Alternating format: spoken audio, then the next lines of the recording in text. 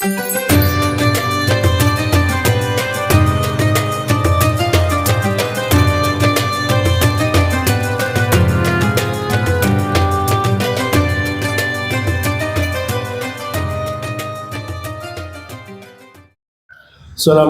warahmatullahi wabarakatuh. Alhamdulillah, alhamdulillahilladzi hamdan katsiran thayyiban mubarakan fih kama yuhibbu rabbuna wa yarda. Asyhadu an la ilaha illallah wahdahu la syarika lah wa asyhadu anna Muhammadan abduhu wa rasuluh. Allahumma shalli wa sallim wa barik ala Muhammadin wa ala alihi wa ashabihi wa man tabi'ahum bi ihsanin ila yaumil fa ya ibadallah usikum wa nafsi bitaqwa wa faqad fazal muttaqun. Qala ta'ala fi kitabil karim a'udzu billahi samii'il 'aliim minas syaitonir rajim ya ayyuhalladzina amanu taqullaha haqqa tuqatih wa la tamutunna illa wa antum muslimun. Alhamdulillah, senantiasa kita bersyukur kepada Allah Subhanahu wa taala yang senantiasa memberikan kekuatan kepada kita untuk menjalani ibadah puasa di bulan Ramadan dan ibadah-ibadah puasa dan ibadah-ibadah yang lainnya. Ma'asyiral muslimin, saya ingin menyampaikan salah satu pembahasan yang mungkin ketika memasuki bulan Ramadan ini jarang dibahas, karena menurut para ulama, ayat ini adalah ayat yang terselip. Maksudnya ayat yang terselip itu, kalau kita membahas tentang puasa, disebutkan di surat Al-Baqarah ayat 183 sampai 187. Nah, yang akan kita bahas adalah surat Al-Baqarah ayat 186. Ketika Allah menerangkan berita puasa, di ayat berikutnya disebutkan tentang bagaimana cara membayar puasa bila berhalangan, perjalanan sakit ya. Lalu kemudian seakan-akan tema pembahasan itu melompat. Pada ayat yang ke-186, Allah berfirman, wa idza sa'alaka ibadi anni fa inni qarib ujibu da'watad da'i idza da'an falyastajibu li wal yu'minu bi la'allahum yarsudun. Apabila ada hambaku yang bertanya kepadamu, maka jawablah, sesungguhnya aku ini dekat, kata Allah. Aku mengabulkan doa apabila mereka mau minta kepadaku. Fal yastajibu li wal yu'minu bi, dan hendaklah mereka mengikuti perintahku, beriman kepadaku, la'allahum yarsudun, dan agar mereka senantiasa memperoleh kebenaran dan petunjuk. Ma'asyiral muslimin wa zumratal mu'minin rahimakumullah, yang jadi pembahasan kita adalah kenapa dari ayat 183 sampai 187 pembahasan tentang puasa, lalu di ayat yang ke-186 itu kok membahas tentang doa. Seakan-akan temanya itu melompat. Para ulama tafsir memberikan pembahasan bahwa ternyata doa itu dengan orang yang berpuasa mempunyai keterikatan yang begitu kuat, ya.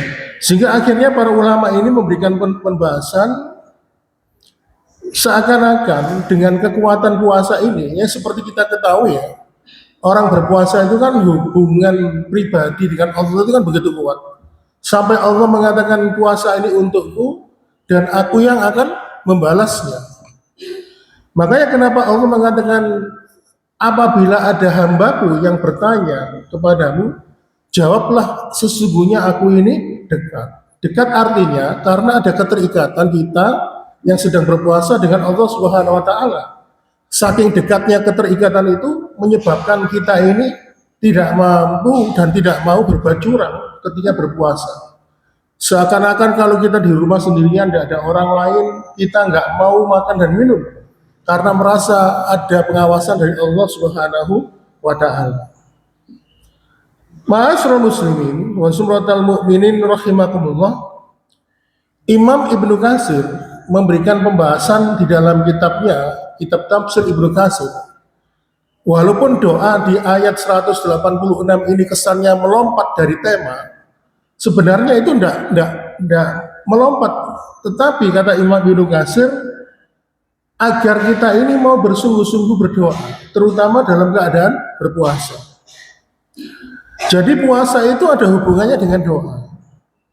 Tanpa doa, tanpa doa, puasa itu akan menjadi hambar. Ibarat masakan, maka doa itu adalah bumbunya yang menyedapkan masakan itu. Oleh karena itu, ma'asyiral muslimin, maka menjaga hubungan yang kedekatan hamba dengan Allah ini salah satunya dipererat dengan doa. Kemudian di ayat itu Allah mengatakan, fa inni qarib, sesungguhnya aku ini dekat. Kedekatan yang tanpa perantara.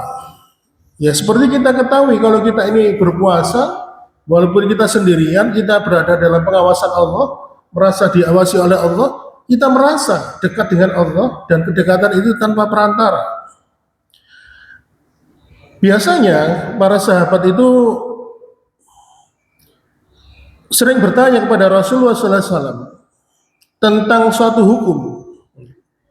Jadi kalau sahabat itu bertanya tentang suatu hukum kepada Rasulullah, maka jawaban ayat itu kalau berupa wahyu diawali dengan kata kul, katakanlah Muhammad. Namun ketika dalam ayat surat Al-Baqarah ayat 186 ini, Allah menghapus kata kul, menghapus kata katakanlah. Tetapi langsung dikatakan oleh Allah, fa inni qarib, sesungguhnya aku ini sangat dekat. Seolah-olah dalam hal ini Allah ingin tidak ada jarak dengan hambanya yang sedang berpuasa. Setidaknya ma'asyiral muslimin, di sini mengandung beberapa kelebihan atau kemuliaan ya. Seperti Allah itu memberikan kehormatan untuk kita, diberikan privilege. Salah satunya Allah mengatakan ibadi, hambaku. Di sini Allah memandang orang-orang yang berpuasa itu disebut ibadi, hambaku. Ya seperti kita. Ya, selama ini kalau kita melihat ayat seperti menceritakan tentang peristiwa Al-Isra, di situ kan menceritakan bahwa Nabi Muhammad itu dianggap hambanya Allah. Begitu juga dengan ibadah puasa di bulan Ramadan, orang-orang yang berpuasa di bulan Ramadan dikatakan oleh Allah, apabila ada hambaku, kita disebut sebagai hamba. Padahal kalau di konteks yang lain, kita itu sering mengaku sebagai hambanya Allah. Sering saya kenal Pak Prabowo, tapi belum tentu Pak Prabowo kenal kita. Saya ini hambanya Allah, kita mengaku hambanya Allah, tapi belum tentu Allah mengakui diri kita adalah hambanya. Tetapi di ayat 186 Al-Baqarah ini mengatakan, apabila ada hambaku, kita diberi privilege oleh Allah sebutan sebagai hamba. Ma'asyiral muslimin, lalu kemudian di situ Allah mengatakan fa ini qarib, sesungguhnya aku ini dekat. Artinya adalah menegaskan bahwa kita ini tidak ada batasan ruang dan waktu. Sehingga kalau kita ini berdoa, ya, kita mendapatkan fast respon, respon yang cepat. Ya. Kalau kita ini tidak ada batasan jarak, tidak ada batasan ruang dan waktu, maka kedekatan itu adalah kedekatan yang spesial. Oleh karena itu, ma'asyiral muslimin wa sumratal mu'minin rahimakumullah. Lalu kemudian di situ Allah mengatakan, ujibu da'watad da'i, aku mengabulkan permohonan seorang hamba apabila dia mau berdoa. Artinya Allah mengatakan, kalau kamu mau minta sesuatu, mintalah kepada aku. Kalau engkau butuh sesuatu, butuhlah ke aku. Kalau engkau berdoa, berdoalah kepadaku. Allah memberikan fasilitas. Padahal selama ini kita melihat ada beberapa konteks seperti surat yang membahas tentang sholat malam tahajud itu. Allah dalam hadis juga disebutkan Allah turun di sepertiga malam terakhir.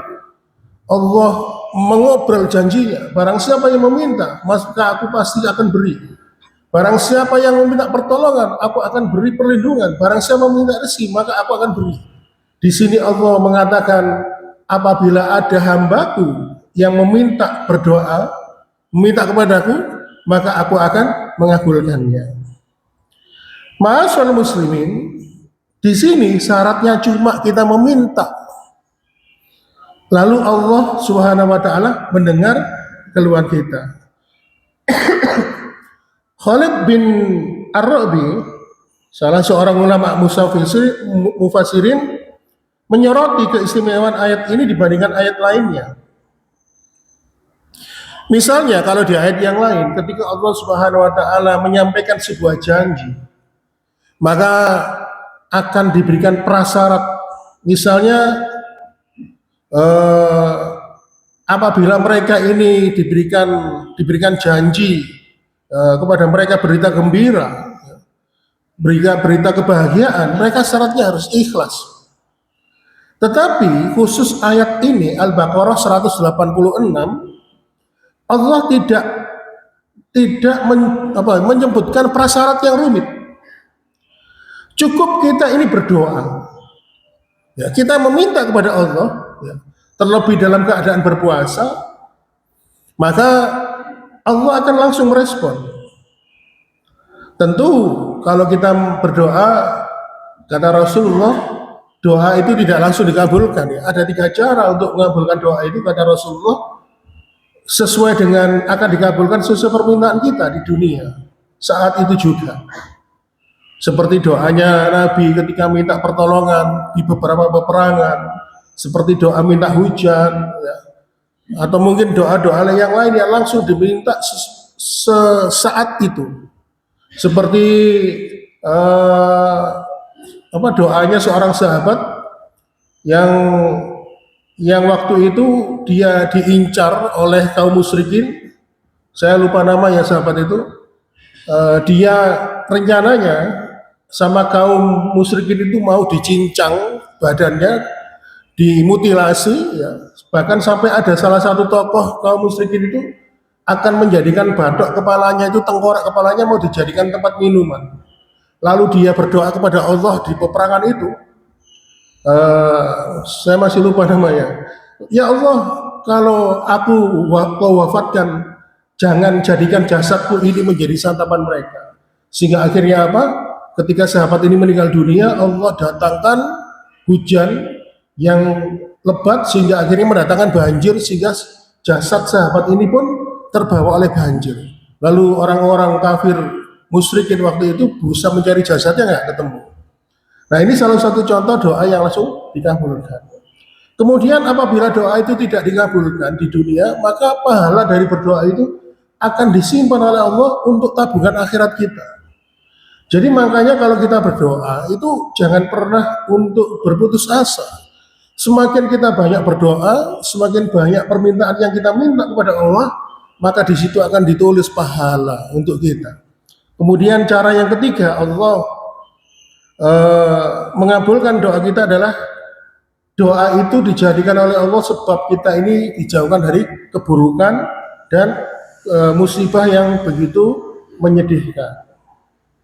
Jadi doa itu tidak ada yang sia-sia.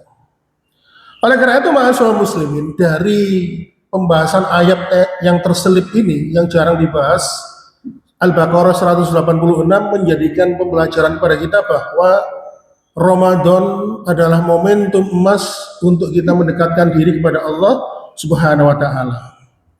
Yang artinya ketika kita menahan lapar dan dahaga, di saat itulah saat-saat yang paling dekat dengan Allah Subhanahu wa taala.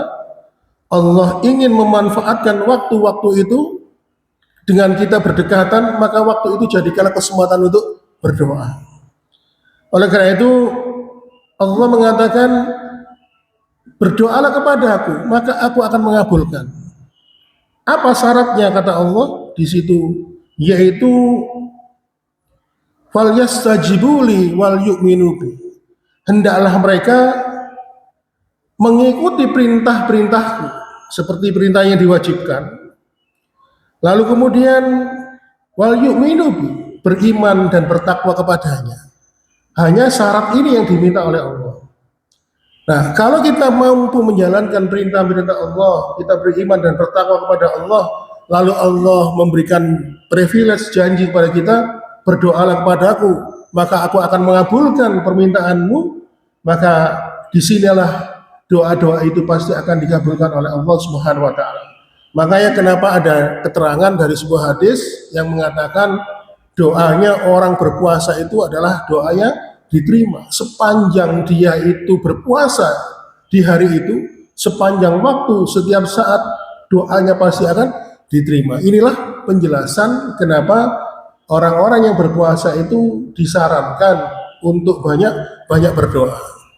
Makanya kalau ini menurut cerita jamaah yang umrah di bulan Ramadan di Tanah Suci di Masjidil Haram itu punya kebiasaan 15 menit sebelum berbuka itu berdoa, minta apa saja, yang penting minta kepada Allah, minta apa saja. Sehingga para ulama itu memberikan sebuah pembahasan, ada pertanyaan waktu itu, wahai Syekh, lebih utama mana, berdoa sebelum berbuka puasa atau sesudah berbuka puasa? Karena doanya orang yang berbuka puasa itu kan dikabulkan oleh Allah. Lalu sang syekh itu menjawab, lebih utama berdoa sebelum berbuka puasa, karena waktu itu dia masih dalam kondisi berpuasa, dan kondisi orang berpuasa itu doanya pasti akan dikabulkan oleh Allah Subhanahu wa taala. Jadi ketika kita nanti berbuka puasa sambil menunggu waktu berbuka puasa, maka selingilah dengan doa-doa. Mintalah kepada Allah Subhanahu wa taala. Karena bulan Ramadan ini adalah bulan untuk menggembleng kehidupan kita di akhirat, maka perbanyaklah minta urusan untuk dipermudah di kehidupan akhirat. Jangan terjebak kepada paham materialisme ya. Karena sekarang ini banyak manusia itu yang terjebak dengan paham materialisme, berdoa hanya untuk masalah dunia saja. Yang minta diberikan rezeki, diberikan pangkat, jabatan dan sebagainya, ingin diberikan karir yang mentereng, yang moncer. Padahal kalau kita melihat hidup kita di dunia itu paling mentok berapa tahun sih, tetapi kalau kita hidup di akhirat sepanjang waktu dan abadi, kata Allah Subhanahu wa taala di dalam Al-Qur'an. Sehingga karena jangkauan waktu yang begitu panjang, begitu lama di akhirat, maka seyogyanya ketika kita berdoa, maka kita minta kebahagiaan di waktu akhirat, dimudahkan hisab, diberikan pahala yang melimpah, diberikan ampunan, diberikan syafaat dan sebagainya.